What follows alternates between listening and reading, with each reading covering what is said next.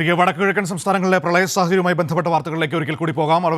അസമിലാണ് ഏറ്റവും രൂക്ഷമായ സാഹചര്യം. 45 പേർ മരണപ്പെട്ടിരിക്കുന്നു. ബ്രഹ്മപുത്ര നദി കരകവിഞ്ഞൊഴുകുന്നു. 19 ജില്ലകളിലെ 6 ലക്ഷം മനുഷ്യരെ പ്രളയം ബാധിച്ചിട്ടുണ്ട് എന്നാണ് ഇപ്പോൾ അവിടെ ഔദ്യോഗിക തലത്തിൽ ലഭിക്കുന്ന വിവരങ്ങൾ. ജിൽബിയുണ്ട് നമ്മളോടൊപ്പം. ജിൽബി, വലിയ ഗൗരവതരമായ സാഹചര്യമാണ് വടക്കുകിഴക്കൻ സംസ്ഥാനങ്ങളിൽ, പ്രത്യേകിച്ചും അസമിൽ അനുഭവിച്ചുകൊണ്ടിരിക്കുന്നത്. ബ്രഹ്മപുത്ര നദി കരകവിഞ്ഞൊഴുകുന്നു.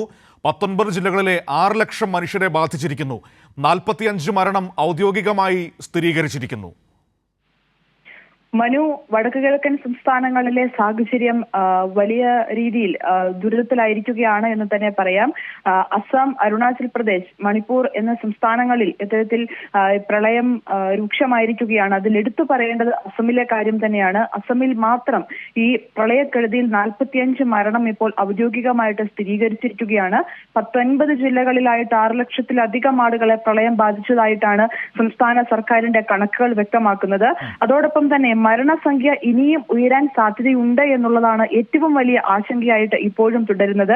ആളുകളെ മാറ്റിപ്പാർപ്പിക്കുന്നതൊക്കെ ഇപ്പോഴും തുടരുന്നുണ്ട്. അതുപോലെ തന്നെ രക്ഷാപ്രവർത്തനം, NDRF, SDRF, അതുപോലെ തന്നെ പ്രാദേശിക ഭരണകൂടത്തിന്റെ ഒക്കെ നേതൃത്വത്തിൽ രക്ഷാപ്രവർത്തനം ഒക്കെ തുടരുകയാണ്. അതോടൊപ്പം ഈ മനുഷ്യരുടെ കാര്യം പറയുന്നതിനോടൊപ്പം തന്നെ എടുത്തു പറയേണ്ടത് വന്യമൃഗങ്ങളുടെ കാര്യവും വലിയ രീതിയിൽ ദുരിതത്തിലായിരിക്കുന്നു എന്നുള്ളതാണ്.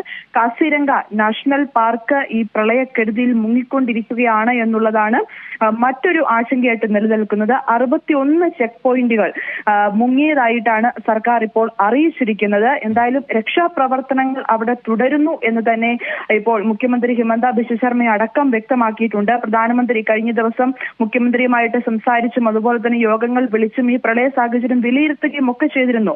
പക്ഷെ അപ്പോഴും പ്രളയക്കെടുതി രൂക്ഷമായിരിക്കുകയാണ്. ആളുകൾ വലിയ രീതിയിൽ ബുദ്ധിമുട്ടിലായിരിക്കുന്നു എന്ന് തന്നെ പറയാം. ഒപ്പം അരുണാചൽ പ്രദേശിലും സമാനമായ രീതിയിലാണ് അവിടെ റെഡ് അലേർട്ട് പ്രഖ്യാപിച്ചിട്ടുണ്ട്. മണിപ്പൂരിലും പ്രളയ മുന്നറിയിപ്പ് നൽകിയിരിക്കുകയാണ്. നദികളെല്ലാം അപകടനില കഴിഞ്ഞ് കരകവിഞ്ഞ് ഒഴുകുന്ന സാഹചര്യമാണ് മണിപ്പൂരിലും. അതിനാൽ ഈ വടക്കുകിഴക്കൻ സംസ്ഥാനങ്ങളിലെല്ലാം പ്രളയക്കെടുതി അതിരൂക്ഷമാണ്. അതുപോലെ തന്നെ ആശങ്ക, അതായത് മരണസംഖ്യയ്ക്ക് ഉയരുന്നതിനാൽ ആശങ്കയും വലിയ രീതിയിൽ ഇപ്പോൾ അവിടെ ഉണ്ട് എന്നാണ് നമുക്ക് മനസ്സിലാക്കുന്നത്. ഒപ്പം മറ്റ് സംസ്ഥാനങ്ങളിലും ഒക്കെ ഇത്തരത്തിൽ ഈ മഴ മുന്നറിയിപ്പുകളുണ്ട്. ദില്ലിയിലടക്കം മഴ മുന്നറിയിപ്പുകൾ ഇപ്പോൾ നൽകിയിട്ടുണ്ട്. എന്തായാലും അസമിൽ അടുത്ത 2-3 ദിവസം ഗൗരവതരമായ വിമർശനങ്ങളും അസമിൽ ഉയർന്നു വരുന്നുണ്ട്.